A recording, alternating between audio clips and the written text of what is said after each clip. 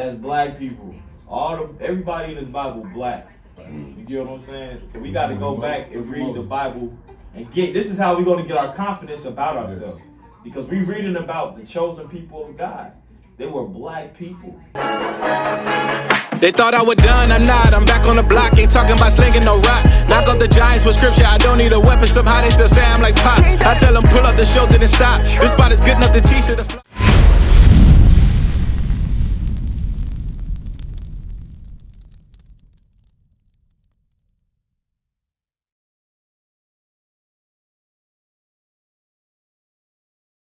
And yet you got thousands regularly following this teaching and not stepping up and going, look, we need to take him down. If we're going to have one, he's got to look like us. Exactly. Or none. Exactly. But yet you see these pastors every Sunday professing to serve Jesus Christ with a white man on the wall. With a white man on the wall. So that shows you they not serving Jesus Christ. Who are they serving? Themselves. And the devil. Yes, that's who they serving. They serving Satan. That's who they serve. You got something? Nah. You 100% right. They serve because you got to think about it. We the only race of people. I think it's in Jeremiah 2:11. I think it is.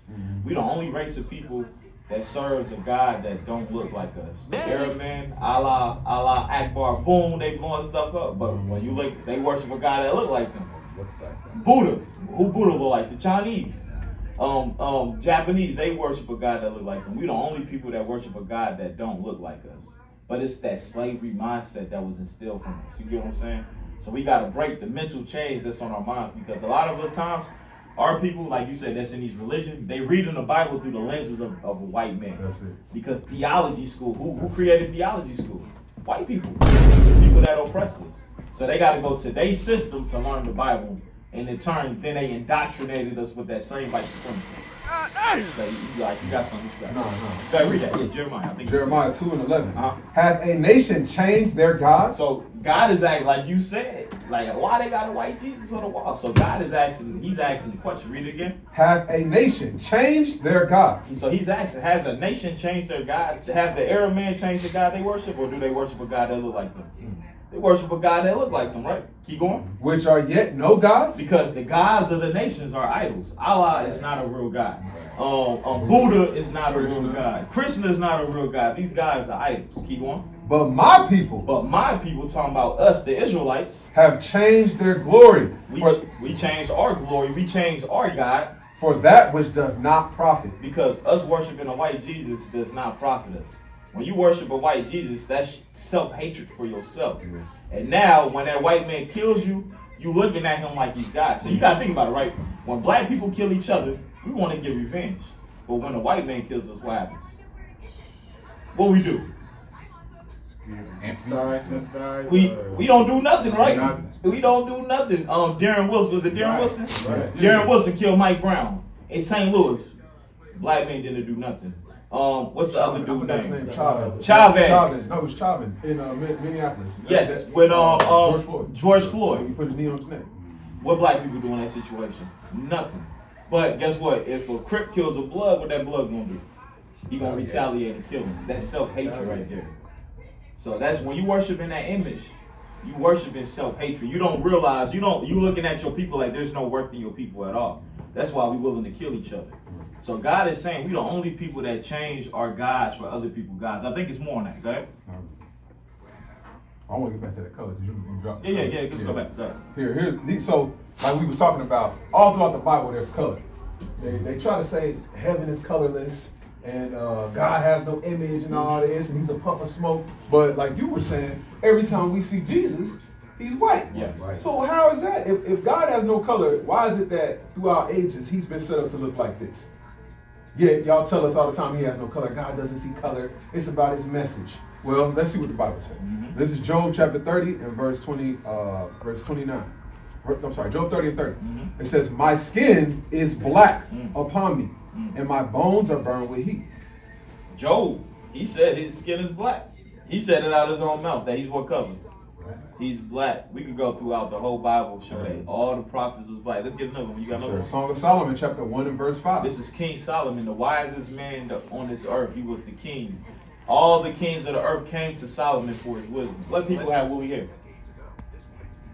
The black, we the only people that have woolly texture and nappy hair, right? Let's see what Solomon hair texture was. Song of Solomon 5 and 11. His head is as the most fine gold. So he said his head is like the most fine gold. Go ahead. His locks. His what? His locks. What race of people got locks? Black people. Keep going. His locks are bushy and black as a raven. Exactly. Who has bushy locks? That's black people. Everybody in this Bible black. You get what I'm saying? So we got to go back and read the Bible and this is how we're going to get our confidence about ourselves. Because we're reading about the chosen people of God. They were black people. Shalom, Israel. This is Bishop Nathaniel. I want you to know that you can view all our Sabbath classes live on IUIC TV. That's right, I said on IUIC TV. Download the app today. Shalom.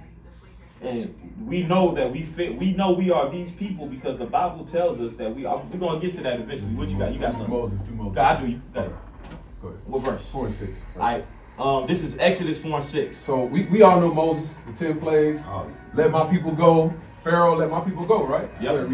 And hold on, they made movies about Moses. Moses, yes. 10 Commandments. Yes. 10 Commandments. They remake another one on Netflix every year. They got Paul. They got Moses. Yes. They got a new one with Mary. Yes. That's on. I think it's on Netflix or Prime. One every year, it's syndicated.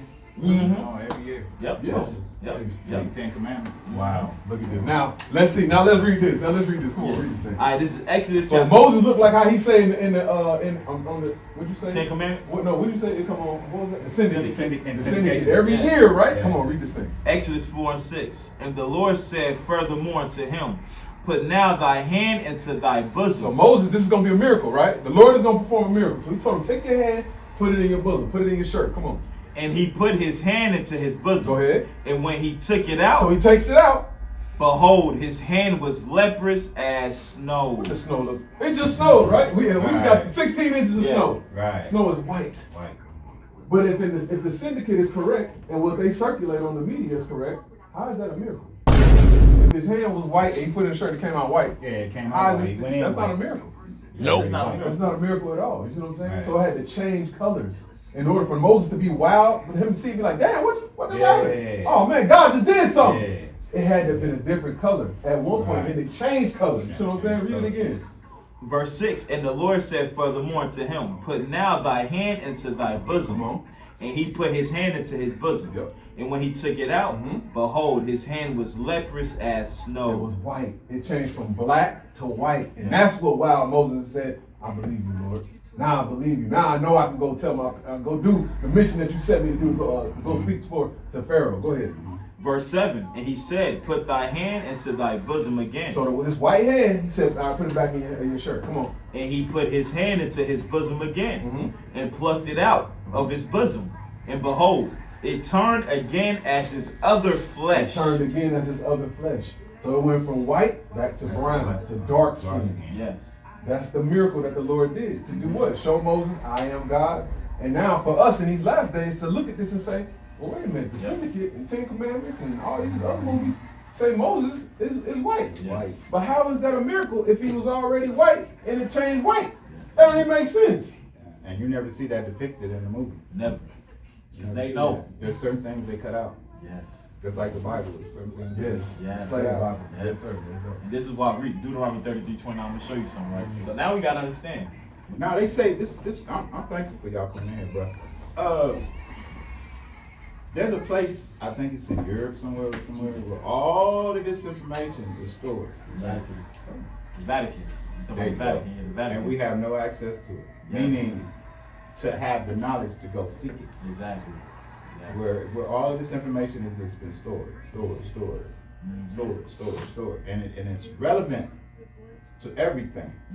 But it's not accessible because we don't seek it. Exactly. They're keeping that knowledge from us like everything else. Exactly. But it's a whole, just like we read in Psalms 83, the whole plan is to cut us off from being a nation. They don't want us to know that history. They know once we know that history, we're going to start changing our mindsets. That's just going to bring the gathering of the 12 tribes of Israel as is prophesied in the Bible. But the Bible, it gives you solutions on how to deal with incidents. you turn it around. Instead of meeting him with aggression, Yes. you meet him with empathy, love, Yes. compassion. Yes. What is a nation?